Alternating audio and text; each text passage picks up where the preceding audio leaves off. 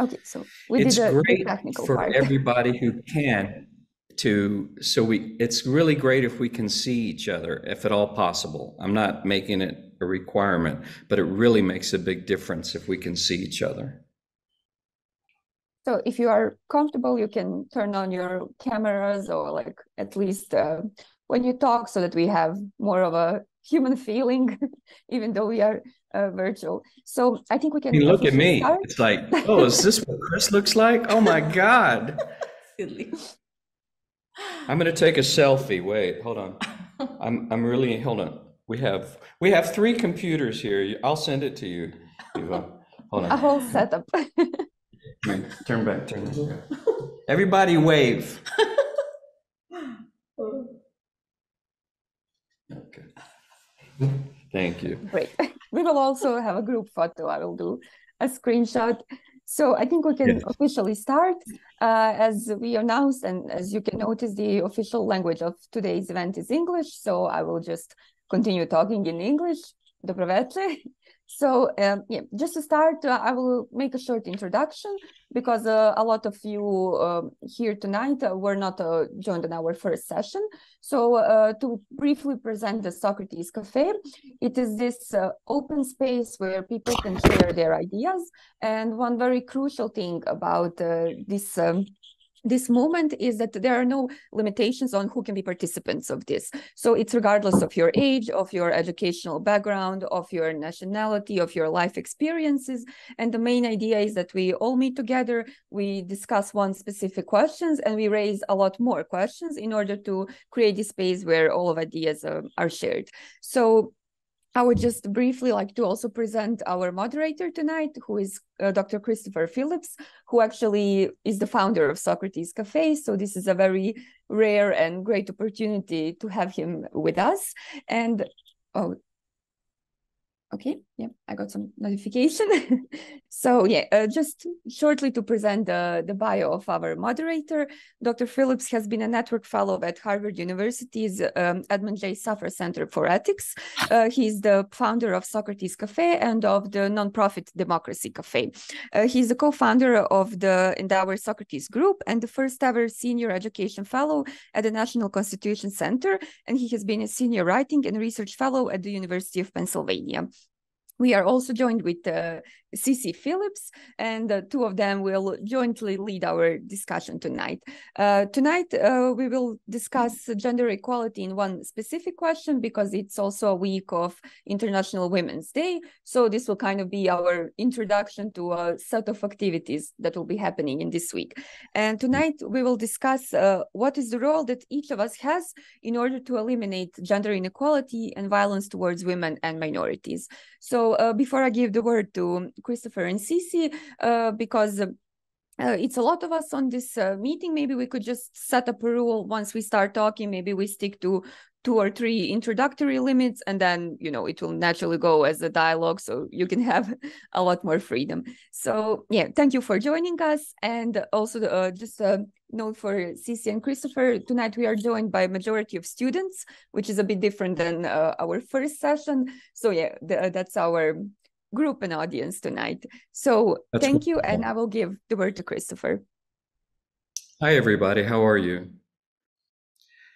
Thank you so much for taking the time to be part of this. If you want more information about Socrates Café, just go to our nonprofit website at socratescafe.com, and you'll get a lot more information. We started this in 1996, 28 years ago. And so it's been thrilling that now in the United States, there are many groups that have existed now for way over 20 years. Many groups are now celebrating their 20th anniversary. And it's also been thrilling that the Socrates Café concept that I started is now spread all over the world. Sarajevo, Bosnia, and Herzegovina. It's wonderful. It wasn't my hope or expectation, and it's wonderful that something that I started with a very modest ambition has just continued to spread. I just recently sold the rights my book now is published, the first one, Socrates Café, in about 20 languages, most recently in Arabic and in Romanian. And hopefully, Ivana, we can find a publisher in Bosnia and Herzegovina also. But I want to stress that at a Socrates Café, I think one of the reasons that it is so successful is that we don't just focus on thinking outside of the box, but we also focus on further developing our listening skills. So we don't have to say everything we want to say one time, but we place limits on our own on what we say, knowing that I, as the moderator, I will come back to you and you can say more. And also always being aware that there's probably other people who also have something to say. So the idea is that we speak a little bit, 2 or 3 minutes at the most, every time, and then we step back and we really listen to other people. And it might even change what we have to say the next time. But for me, I think one of the reasons I still enjoy doing it after all these years is because it also gives me a chance to be a better listener. And I think the world needs more listeners right now, because in the United States, it's so argumentative, but people are deaf. They don't want to hear what other people have to say. They just want to say their truth without listening to others. The other thing I want to say is we have a chat box. So if you feel more comfortable putting something in the chat, please do, and I will regularly review the chat, okay? If that's your preferred way to communicate, you should feel free to do so.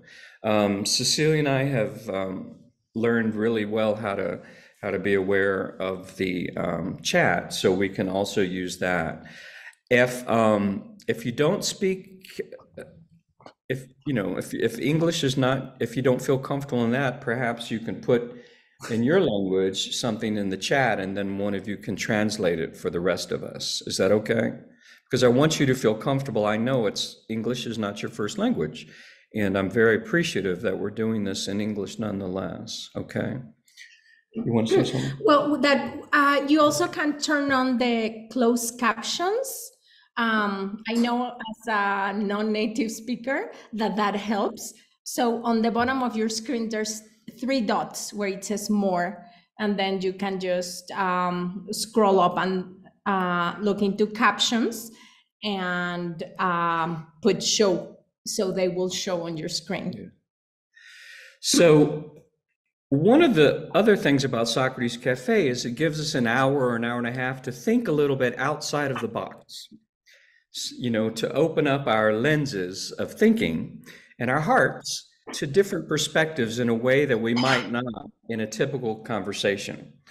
So believe it or not, this actually relates to the question, what role can each of us play in achieving greater gender equality and in eliminating, combating, counteracting violence against women?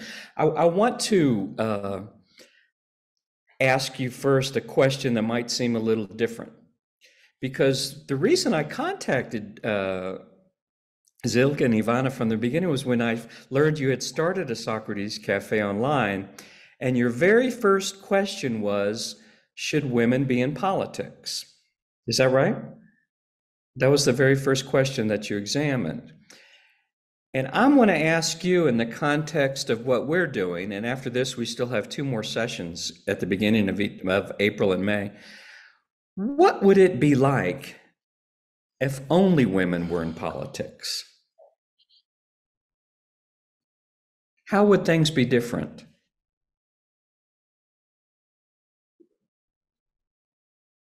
I know that's a surprising question, so think about it a little bit. What if there were many times, when males were the only ones in politics? Now, what if only women were in politics? What do you think the difference would be? Would it be a good difference? Come on. You can raise your hand or just start talking, unmute yourself. Yeah, Ella, go ahead. Oops. Ella, what happened? Ella had her hand up. Ella, what do you think?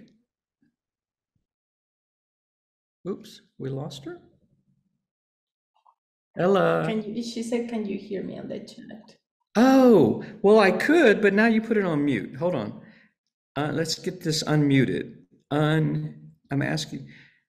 You have to unmute it. Okay. Okay. Ella, what's your thoughts?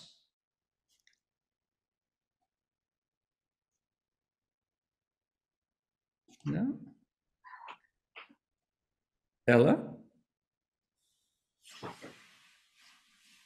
I think it must not. Oh, it's on mute.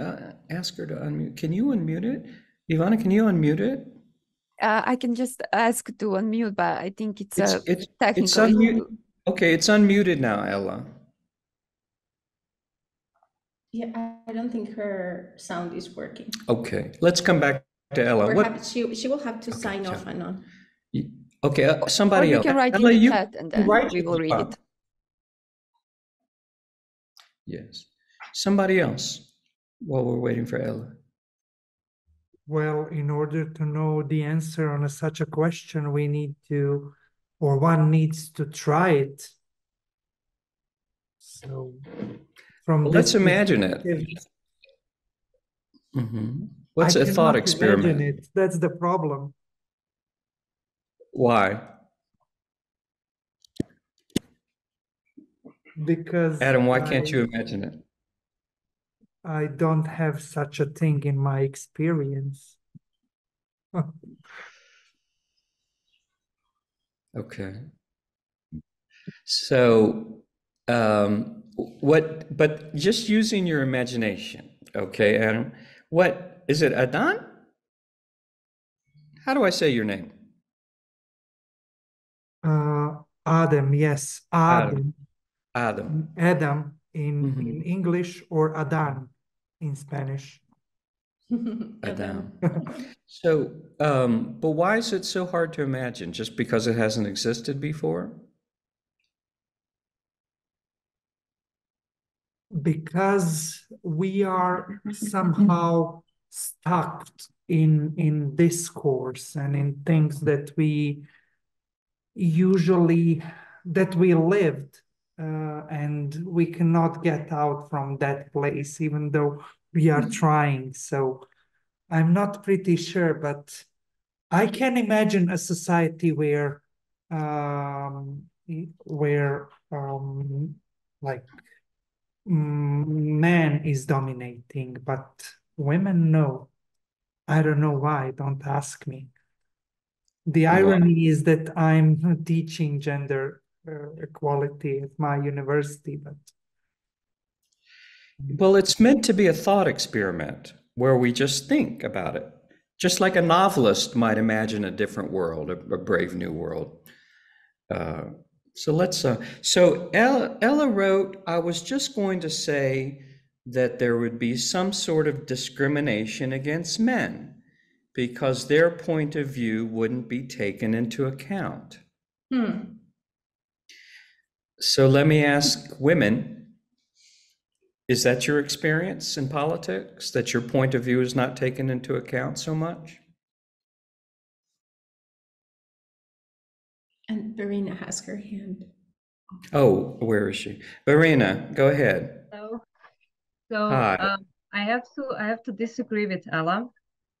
Yes, it might be like that, but I think that it would be more fair because right now and throughout the whole history, we know what it's like to have men in politics, or almost like 100% of the politics to be just focused on men. So I think that we would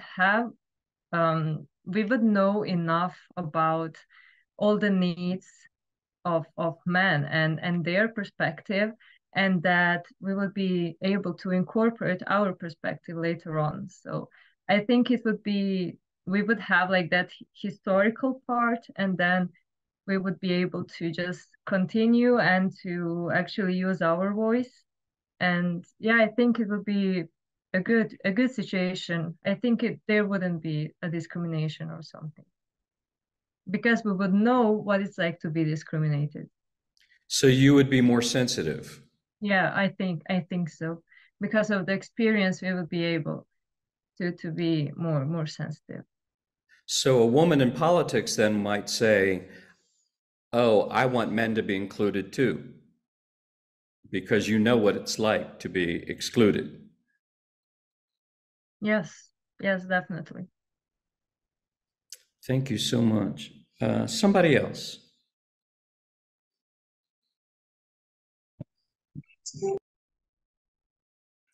Alma?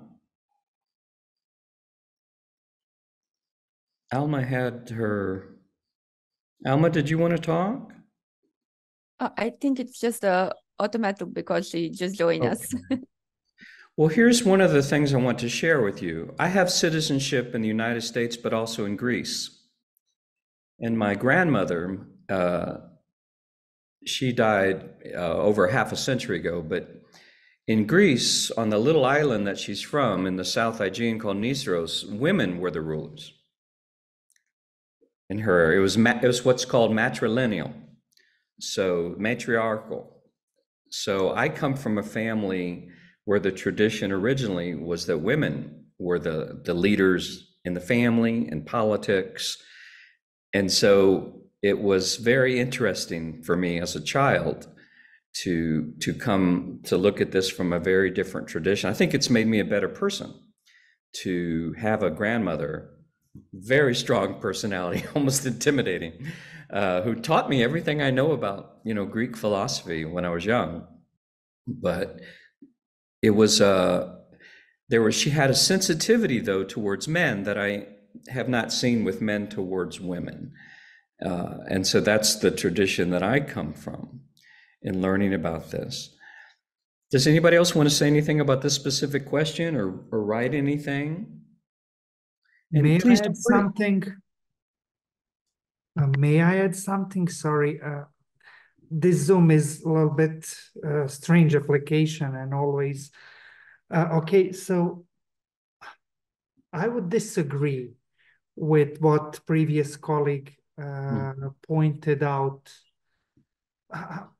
Honestly, I would disagree with many things because we are constantly, so to say, provoking the situation in which someone is unequal. Why wouldn't we talk about the society where all people are equal, or where all the people of such a society are equally equal, to say like that? So that was my thought while colleague, may I see the name? I forgot. When colleague Berina has. Yeah. Can you tell me a little bit about yourselves, Berina? Tell me a little bit about yourself, please. I am currently a student. I'm studying civil engineering. I'm interested in science, in engineering in general, but besides that, I also like these societal topics and I try to be included into some kind of volunteering work, or to somehow to give something from me to my society. So that's maybe some kind of introduction of myself. Are you involved in anything that has in the sphere of politics at any level? In the sphere of politics, no, I'm not, because I'm not very sure if I want to be. I mean, I do want to be involved in politics, but right now all of the parties, the political parties, and all of that, I just haven't found my place there so far. So that's why I'm not involved. That's why I haven't been involved since now. How do you find your place? How do I find my place? Well, that's a good question, but I would say maybe by trying to learn about different opportunities and trying to experience things as well. But if I see that some fundamental things or some fundamental principles are not resonating with who I am or with my viewpoints, then I don't know if I even want to start. I don't know if I want to be there. So if I see that there are some basic things that are resonating with me, then I'll join that and I'll see how it goes, and I'll see if I fit there and if it's good to me. Wonderful. And Adam, can you introduce yourself a little bit? Thank you so much. Yes, I'm assistant professor of international relations and European studies here at International Board University in Sarajevo. I've earned my PhD both from IBU, and my research was about Spanish identities in a modern era. I lived in Spain. I finished philosophy and sociology as my major, both studies, and my bachelor studies, and my master was from contemporary philosophy. That would be it for now. I assume you will have a question, so. No, thank you for sharing that. It gives me, so I do want to stress to everybody here that a Socrates Cafe is not so much about debating and argument. It's about exploration and inquiry, where we just examine a variety of perspectives, and we try our best to support our perspective. And then we look at other people's perspectives, and we all win just by really listening carefully and maybe digging a little deeper than we normally would. You know, Cecilia is from Mexico. She can speak to this better than I can. For the first time in the nation's history, there are two women. The two principal political parties, the candidates are women, and the election is just 3 months away. And there have been we do a lot of projects in Mexico. Hablo español. Gracias. Sí, habla español.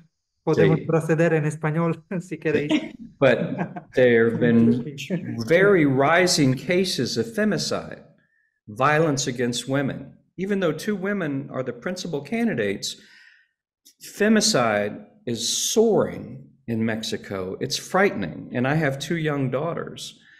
So when it comes to this realm of politics, I ask myself, what if it was women making decisions about the laws regarding violence against women? What if it was women who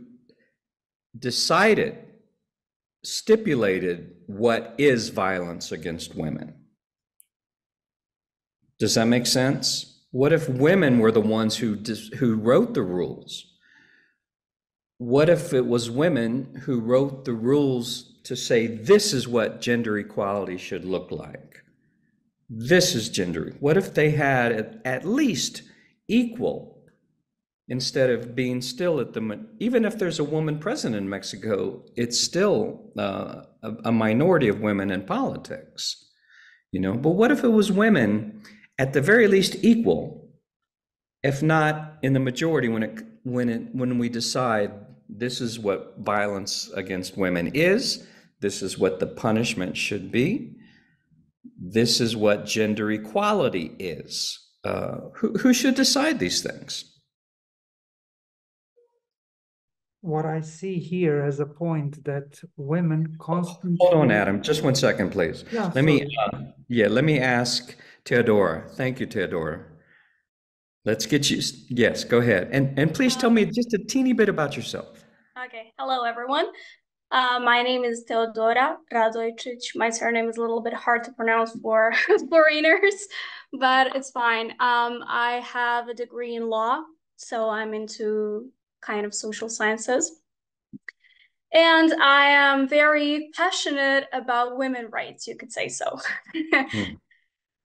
So I wanted to say that we do not have to go in such extremes to imagine a society only guided by women, because that's another extreme that we've already seen in the past, but just with males.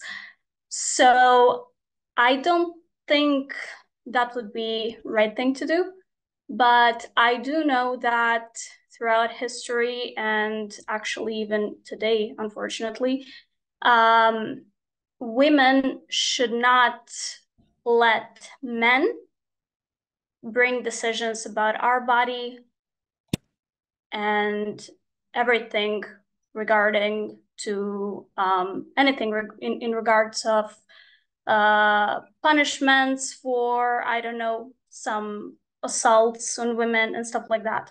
So basically, I do not believe in the concept of only women in politics or only men in politics, but I do believe that some, let's say, parts of politics should be only reserved for women to decide on. Tell me about that. Tell me more about that, please. Okay, I see you're getting interesting. I don't know, for example, we can take Poland. I think that's a great example. Poland has banned abortions. So our productive rights are being decided by men. And I don't think that's fair. I don't think that men should be allowed to discuss what women are about to do with their bodies. Mm-hmm. Or that's just like one example. And I don't think... Hola, Cecilia. Oh, wow. Todo el mundo habla español. Conversación en español también, tal vez, si quieren. Wow. But I wish I could speak your language. Yeah, I also speak Spanish, so however you like it. Oh. But what I wanted to say is that even if we have two president candidates in Mexico, or we have presidential candidates in any other country, it actually doesn't matter, because the president does not do everything. So we can have a female president somewhere else in the world, but that doesn't mean that they will take care of women's rights, because the question should be raised. For example, in Europe, we have many countries that are very female friendly, let's say it like that. And we have women into politics, and we have many women into politics, but what have they done for women question?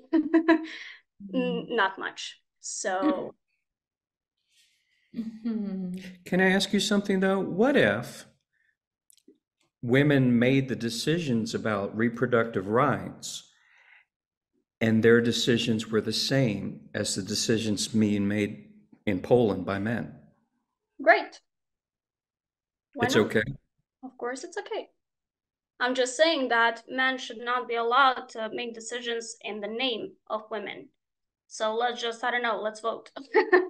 Let's do something to allow women to talk on behalf of themselves. And I don't believe that you should only, I don't know, vote for a woman, because if there's a choice between a man and a woman for some kind of function, I don't know, I do not believe that you should vote for a woman just because she's a woman. I mean, let's look at their qualities and something like that. But when it comes to women's rights, when it comes to, you said it nicely, we should discuss what women believe is actually discrimination against women. I can talk about that. You can, but I don't think you could fully understand what women feel all the time and what we go through every day. In I don't know, it doesn't matter if it's a family matter or if it's a business matter or something else. It's just that we should be allowed to take responsibility for ourselves and bring decisions for ourselves. Thank you so much for that. And please understand, I'm just trying to provoke thinking. I'm not saying... I know. I didn't take anything. Yeah, it's okay. And I would vote for my wife for president. I wouldn't vote for me. That's okay. Mexicans are tough, so you know. So truly, no. Adam, you wanted to say something. I'm sorry I cut you off. No. This Theodora's thoughts were pretty inspiring. But what I wanted to add, what would happen in such a case where what's happening right now, that women are constantly playing by men's rules, and that is not the problem, but that is the case in many countries worldwide, where we have we are still living in a man's world, and that is one of the points, so to say, that are complicating our thoughts when imagining such a society from the beginning of this cafe. Yes, I worry about my daughters, and that's why the broader question is, what role can each of us play in creating a world where there are just at least the same opportunities for women as there are for men, because there are still so many fields where in the US it's called soft discrimination. Women earn in the same field, maybe they can become engineers, but they earn much less money than men. Studies show it still today. They earn so much less money than a man who becomes an engineer. I feel like what the system does is, we don't have the same opportunities, because even to make decisions, like women wouldn't feel that they can perhaps even leave a situation of violence because of the financial risks that implies to them and their children, for example, for one. And then I feel like the system also totally supports violence. It's just like, this is a private matter, you should be quiet. It's a taboo or shameful for one part, like women don't feel like they actually have a voice. But also the system, a kind of protects the situation, the status quo in the men, in the men's ruling. Just like Adam was saying, it's like it's almost even impossible for us to think about it, because because it's been that way forever. And part of my what I wanted to ask about the question is why. I mean, I feel like to respond the question, we should ask why. I mean, what has created violence in the first place? And so then we can go about how to perhaps finding some answers on how to go about resolving it. I was going to ask Barina she was going to be a civil engineer, and I was going to ask her what the situation is in Bosnia and Herzegovina regarding women in engineering. But I'm so sorry. Could you please repeat the question? Because I have such a poor internet connection, and I had to turn off my camera, and I didn't hear Cecilia very well. So please, if you could repeat what you said. It's so wonderful. There's only a few of you participating by video, and it's so wonderful to be able to see your gestures. And I know sometimes it's simply because the internet connection is terrible. But it makes such a difference to be able to see you, at least on occasion. Maybe you can flash on a video just for a tiny bit so we can see who you are.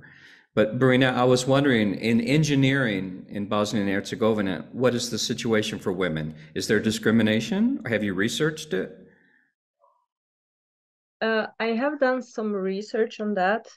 And in Bosnia and Herzegovina, I would say the biggest problem that we are facing are the stereotypes that are towards women.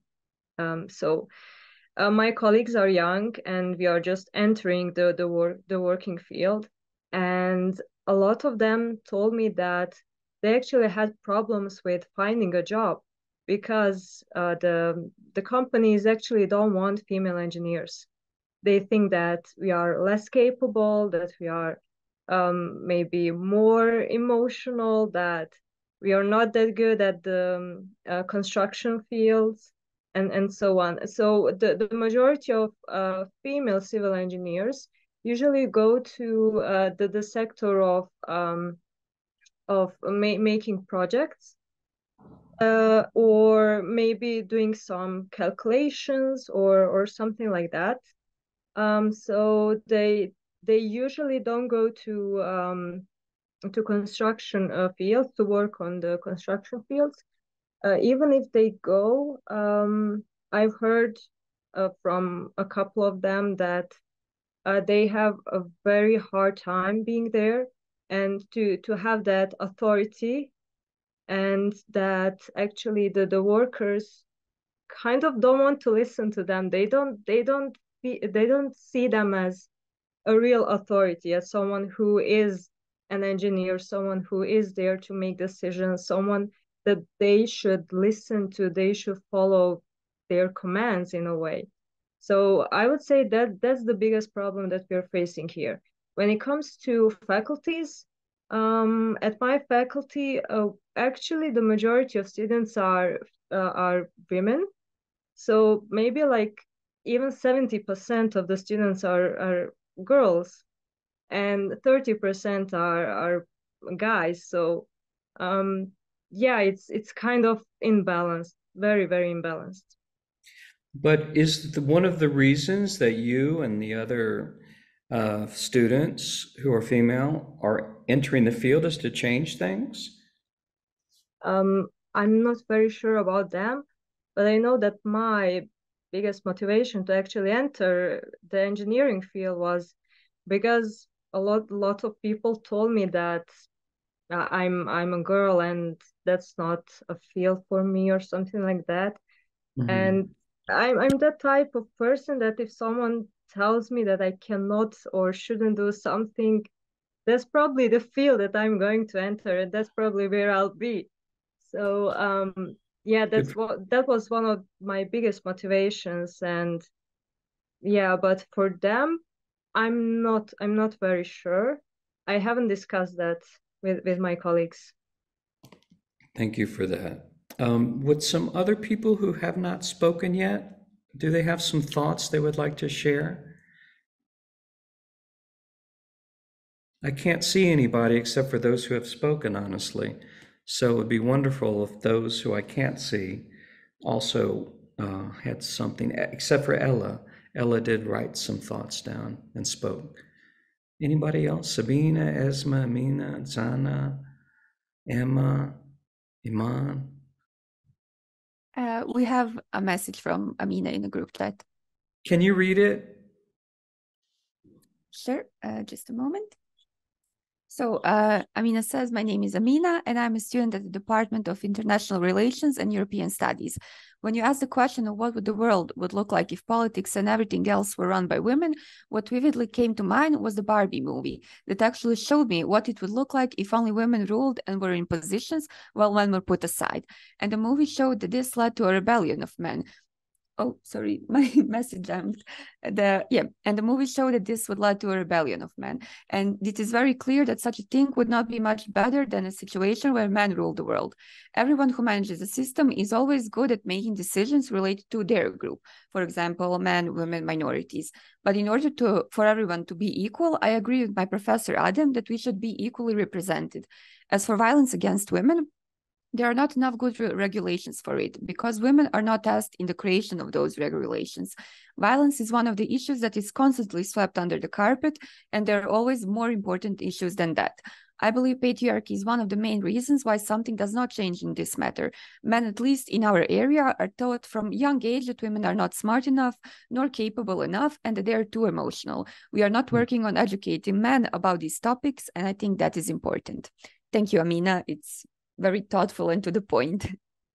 That's beautiful. I honestly did not think we would be talking about Barbie. I've seen it twice. We have 2 girls. But even if we had 2 boys, so what? I even dressed like Ken when I went to see it. It's like everybody was dressing up in different things, and so it makes me these ideas of gender equality and violence are tied together. Clearly, as Cecilia was just alluding to, and I'm wondering what do we do as, I mean, none of us, I don't think, are really heavily involved in the, like we're not politicians, professional politicians. What do we do to change things so I don't have to worry so much about my daughters being victims of gender-based bullying? And also, though, one is almost an adult, of having the same kinds of opportunities that men have long enjoyed in open societies and in closed societies. What can each of us do to try to change things? Even in terms of just defining what gender equality is or can be, what violence against women is. Should women be the ones in the leadership positions or in some leadership? What can each of us do as just, ordinary citizens?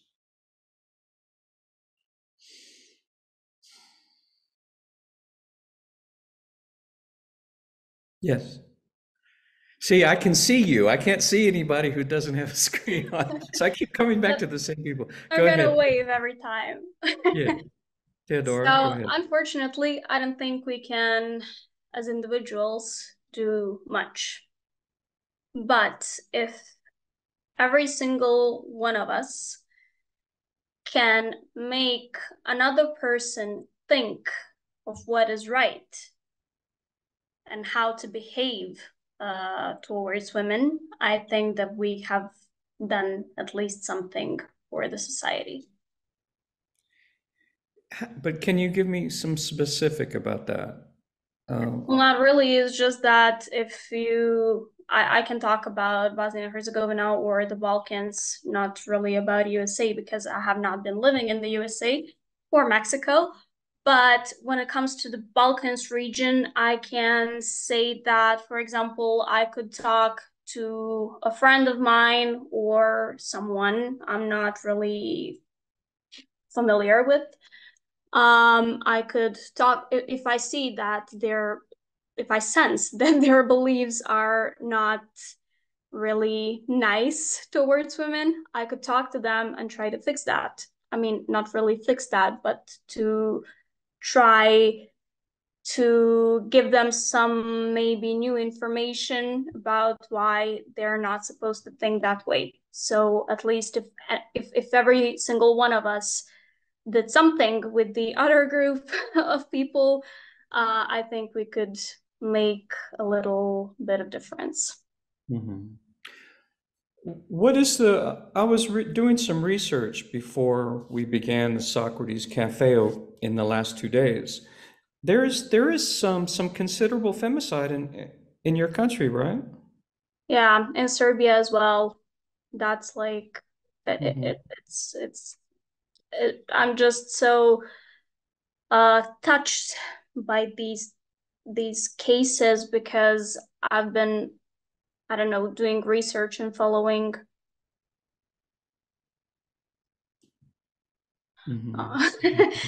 It caught my attention as well. Is there another comment? Yeah. No. See? No. No. Okay. I'm sorry. Yeah, it's okay. It caught my attention. I hope people who are not speaking will at least write their thoughts. Yeah. I do. Yes. So what were we talking about? I'm sorry. You were saying about Serbia that they also have. Sorry. Yeah, thank you. Gracias. So basically, what I wanted to say is that throughout my while I was growing up, I've been following many cases of femicide in this region, and every time I'm shocked, because one thing is that the femicide is happening. I mean, it's happening all around the world, but the other thing is that women, the system does not let women be protected here, and that's the main issue. When you say the system, you mean the laws? Yeah, the laws in the country, and actually the corruption in the Balkans is not helping at all. Okay. I see Adam nodding his head. I can't see others. I would like to hear from some others. I'm gonna mute myself. Oh, no, you don't need to. But what do we as ordinary citizens, what can we do as individuals, as banding together? You know, whether I live in the United States, these are issues that still resonate with me, and that to different degrees we are facing in the United States. Can we form international groups? Would that help? What are some of your thoughts about that? Iman, what do you think? Oh, Berina has her hand up. I'm still trying to get some other people. Thank you, Berina. Berina, go ahead, please. I would really like others to say something as well. I can't make them. But yeah, until then, I'll try to share my perspective. So I think that the most important thing that we individuals can do is actually to try to be as courageous as we can, to raise voice for the matters that are universally important. Because here in Bosnia and Herzegovina, we have a problem that people are silent. So now there's a debate if they are silenced because of some societal issues of the environment and of all of these things, or if they are deciding to be just silent. But I think if we all raised our voices, that the system would actually change, because the system is who we are. It's just a representation of us. We are the ones who can change the things, and who actually have the power. We are the ones that make all the decisions, not the politicians. They are just a reflection of who we are. So I don't like when someone says that we as an individual cannot do much. If we educate ourselves, if we educate our small circle, then they would educate maybe other people. They would start some discussions, and we would kind of open our minds in a way, and we would try to change things. So that's how I see it. Well, thank you. That's very beautifully and eloquently put. So the question I would like to ask that builds on that is, how do we form a unity so we can sort of, even if we disagree some, on specifics, and I really like for some who have not yet participated to at least write their thoughts. How do we come together so that we are a powerful force? We're not just one individual, but we're a big voice instead of a voice that's scared because it's just one of us. What little steps can we take? Or do we have to take a big step? Does it take a catastrophe to bring people together?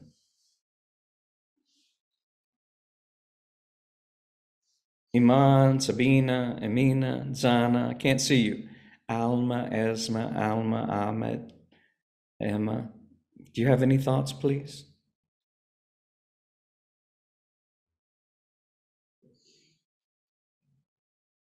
If I could maybe just add on to your question, like when you asked it just now, I was also thinking like, okay, how do we come in unity in the first place? But also once we come together, how are we heard by the other side? Because usually we see within these movements, even if people are joined together, if it's a local small group or internationally, it's always people who already are kind of on the same level and they share the same ideas, but it's very hard to reach this other side. So maybe I would just also add that question if somebody has a potential answer, because I'm still not sure personally.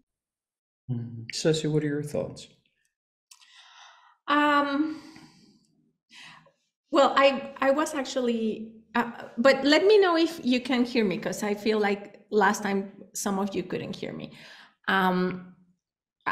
I feel that perhaps, I don't know. I mean, perhaps like starting with our significant others, the people that we feel closer,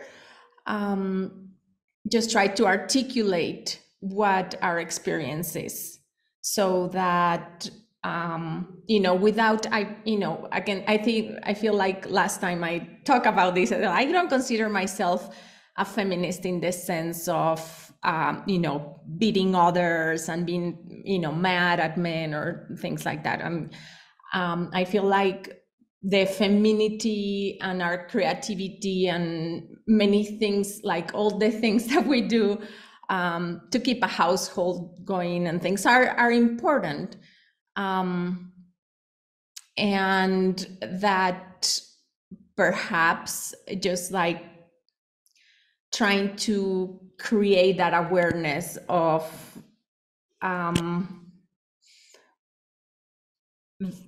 the fact, because it's a fact that we don't have the same opportunities, just like in the job, even women who have professions and go out in the world, they don't have the same opportunities, and then they come back home and have to do the exact same things that they did even if they didn't have to work.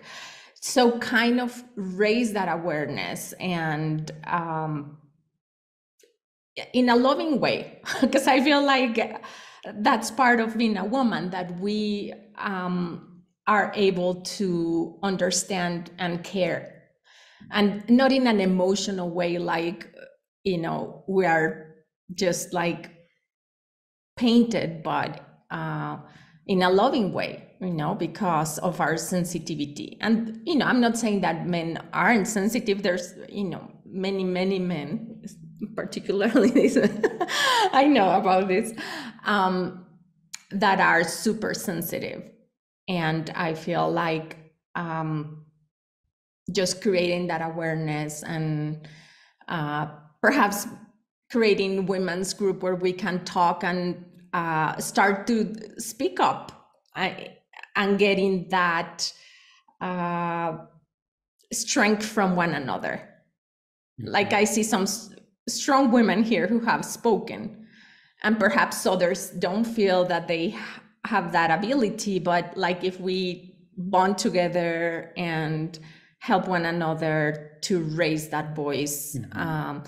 And invite sensitive men, to our side, and then bring that voice into politics. It just, mm-hmm. And also minorities. We're talking about minorities, and mm-hmm. I would include children in that minorities that talk about not having a voice. We at least have some voice, but children don't. So I don't know. I feel mm-hmm. like we're just like, that it's great that we have this opportunity to even to have a forum. Mm-hmm. So how do we mm-hmm. go the next step? Yes, Ahmed. You have to unmute. Hello. Hello. My, so 1 second. Hopefully you can see me. Yes, hello. My internet disconnected a few times, so yes, I'm so sorry. I keep it a bit less intensive for my internet. I just wanted to say that it also, I think, the unity is a question of culture and dependent on the area in which someone was raised or born. Because personally, I think in Balkans, for example, it will be way harder than in the Western countries like France or England, because they have quite a rich history in gatherings and revolutions where they took big, massive unifications with one another and made changes through their country. While the Balkans, they were mostly under a strong, powerful leader who would just make decisions for them. Examples can be like Russian Tsars, or throughout history we had Ottoman Empire, we had the Austro-Hungarian Empire. So that's one of the biggest, I think, like influences that is in the unity. And I would give one example on how we could possibly make unifications throughout these communities. One could be maybe like, because we have rich history, we are also bound together by one another, because we are quite culturally diverse. We have a lot of connections, like we have a lot of friends, we have a lot of relatives throughout the countries and places, and we could maybe like through education and just speaking out, we could maybe spread awareness and possibly make one big change or something in that way. And thank you so much. Can you tell me a little bit about yourself, Ahmed? Well, I was born in Tuzla here and raised in Krajina pretty much. And now I'm studying at International BiH University, International Relations. So I'm stationed in Sarajevo. Originally, what is your goal? Well, personally, my goal, I have a strong, let's see, desire for international relations, and hopefully one of my goals is to become a solid diplomat, but we'll see. That's wonderful. You know, you spoke about the Ottoman Empire. I'm going to write the name of the island where my family's from so you can look it up. Here we go, Nisyoros. And my new book is about my family. That's but so the little island that my family's from, it's less than 1,000 people. It was constantly being conquered by the Ottoman Empire. It's a jewel, you know. And then Mussolini's fascists conquered it. And that's when my yaya, my grandmother, left to come to the United States because she was not even allowed to teach. She was a teacher. She was not allowed to teach in the Greek language. She had to teach Italian. So when she came to the United States, she came as an Italian citizen with Greek ethnicity because her island had been conquered. And so all the traditions, the matrilineal traditions, everything was lost. It was gone. You know, she hated the United States. She missed her island. She missed her culture, her heritage. But so she became the first Greek teacher in the Tampa Bay region of Florida, teaching Greek heritage and culture because she couldn't go back. It wasn't safe, you know? And so here I am, 52 years after she's died. You know, I was very influenced by the matrilineal aspect of things. The other influence for me was Martin Luther King. His birthday of January 15th was my half birthday. My birthday's July 15th, but he always, you know, many people start, you know the term lone wolf? You start out just a voice in the wilderness, one person. And then, you know, people, sometimes you say something and it speaks to people in unexpected places, many, you know, genders, ages, many different political perspectives. It still speaks that everybody should have a right to be heard again and again and again, and to have real influence in civic life and political life. But he's the reason primary reason I'm doing what I'm doing now. And so when there was such great division and polarization in the United States, I just had to ask myself, can Socrates Café, like what we're doing now, can a little group like this, can it make a difference? Just being able to do this, does it make us maybe give us a little bit more courage to reach out to other people and to try to not just be as one voice, but to, look at the issues that are most important now and to find other people that we can speak to. Does that make sense? Yes. That's why it can be also like an example of one dot making a whole page turn. Thank you so much. There are a couple of. Yeah, we have comments now. Who's going to read them, Ceci or Ivana? Who's going to read? I can read them. I'm ready with a microphone. I can't see. I have cataracts. Okay, so the first message is again from Amina, and she said, as ordinary citizens, we can get involved in the work of certain non-state actors who have influence when it comes to this topic. There is always activism as an option. However, I think that this is by no means enough, and that, first of all, the entire discourse on gender roles must change, and the children should be brought up differently from birth, both men and women. And when there were cases of femicide, there were certain protests that did not lead to anything.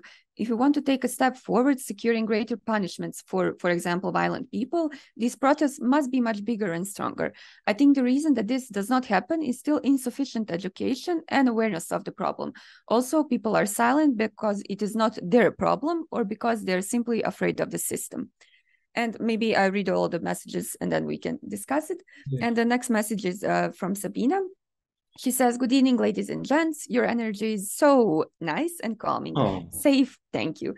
Please forgive my silence and non-visible presence. It is hard to be honest in front of those brilliant young ladies. You are amazing. Just one thing, I did so much for you, girl, so you don't stop. Greetings and love to you all. And then we have a YouTube link that I think we can all save it for later or check it out. And yeah, Adam had to leave us.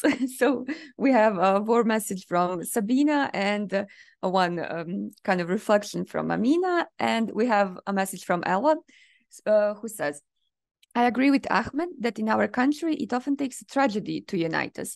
But unfortunately, even those movements quickly lose momentum, as seen in the recent protests following the femicide cases. To address this issue, we must prioritize providing sustainable resources to social groups and organizations dedicated to fostering open dialogue in our society.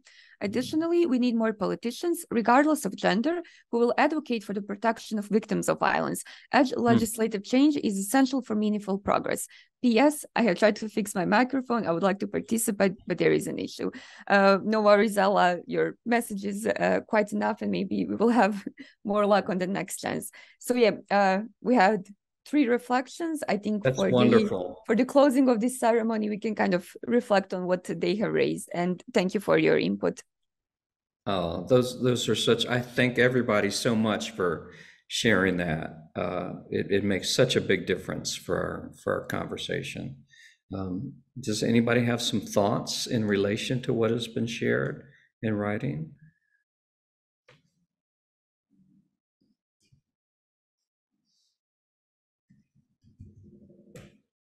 Maybe I could just add a bit of context to you, Christopher, and then Theodora can take the word. So when we had these femicide cases in Bosnia in the past year or so, every time, like a day or two later, there would be a big protest, and it would not just happen in capital Sarajevo. They would be organized in smaller communities, in bigger towns, smaller cities. Right. And again, it would just, they would kind of, be organized and pass. And again, there's nothing happening until the next femicide happens. So yeah, right. That was just a bit of a context for you of the protest that we mentioned. What you're saying reflects the situation, for instance, in Mexico. Mm-hmm. There have been massive protests led by women in the streets of Mexico City. They come from all of the states. The president of Mexico, who right now is a male, he leaves the city when the protests take place. He doesn't care.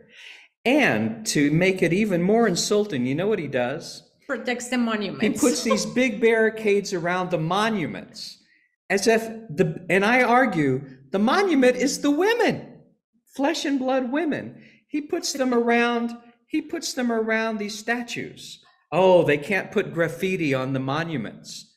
That's all he cares about. So it can get, and then there's massive police presence, massive. So they have the protests, hundreds of thousands of people come, and nothing changes. So, but instead of feeling resignation, I can't. I have 2 daughters. I have a wife. I mean, I don't want to be part of a violent, even if I was a male, single, and no children, I would want to be part of something that takes risks to change this, because there's no future if this doesn't change. So it seems to me like we can combine these same problems in your country with other countries. What do you think? I see some head nodding from those I can see. Verena, and I think, Teodora, you were going to say some other things anyway.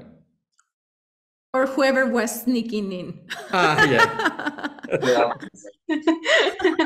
I'm so sorry for the interruption. It was my boyfriend and he wanted to say hi.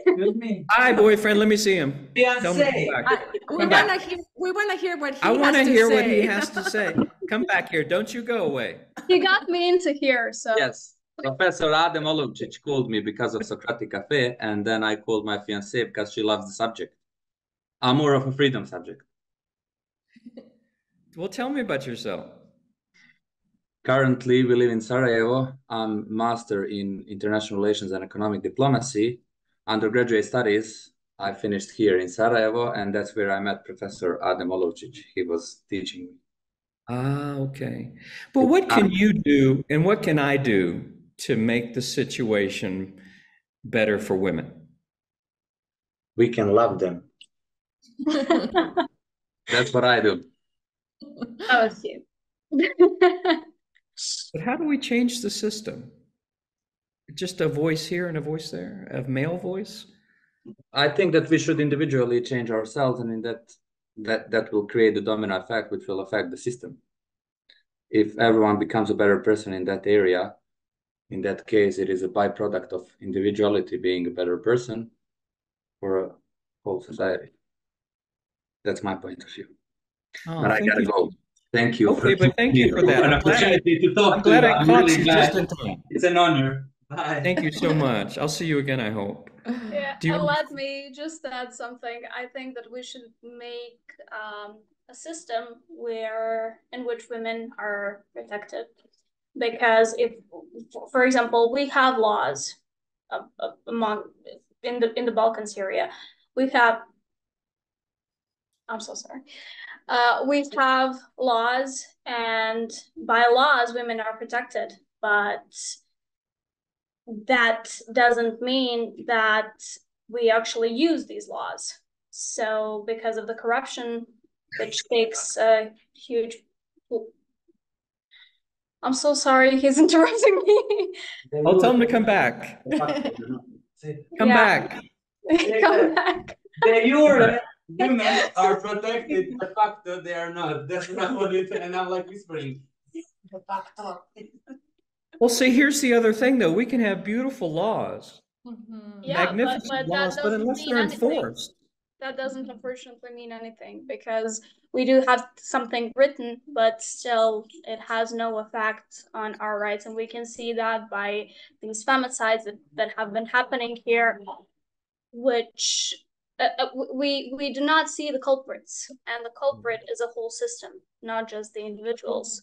Yeah, I mean, every school system in the United States now has bullying rules, very strict. And we're going to go into this more next week about social media, next month.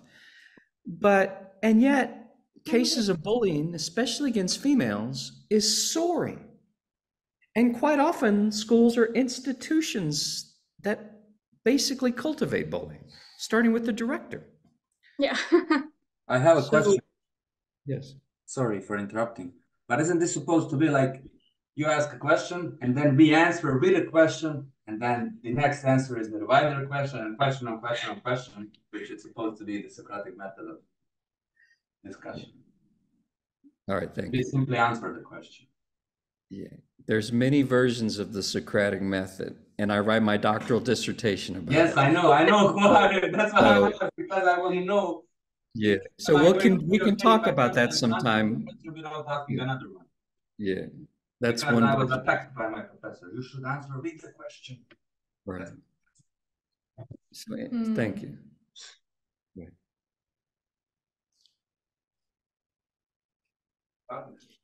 Right. I actually wanted to thank Sabina for your message, Sabina, because I feel like sometimes we don't feel that our voice is heard or strong enough. And I also, Adam left, but also like his honesty, I just really appreciate, I feel like that's the first step, like to say, I can't imagine politics run by women, just like, I feel like that first awareness and honesty is like a first step to, moving on, finding solutions. If we are not aware of what is happening, or if we can't imagine, have that imagination of seeing things differently, we can move forward. So I really appreciate those comments. Yes. Yes, thank you. Well, I think we should be wrapping up. So maybe if anybody else wants to kind of make a closing statement, or if Christopher wants to do it, you are free to do so. And I would just emphasize that we will again have this session at the beginning of the next one. So there will be 2 additional sessions. So if you want to, progress this conversation the next time, or if you want to invite some other friends, and we will send you more information. Yes, I think that, first of all, it's such a gift to be able to do this. And, maybe based on Theodora's boyfriend's question, I should send you an essay, because there's many versions of the Socratic method. And I argue that some are more legitimate and helpful than others. But I'm not a neutral party. And I think that's one of the reasons that our Socrates cafes around the world exist for many, many, many years, is because it's different than other versions of the Socratic method, that we're all in this together, and that I'm not just some neutral person, question, answer, question, answer. It means that leaves me feeling empty, honestly. I'm in this to change the world, starting with my world. And you help me.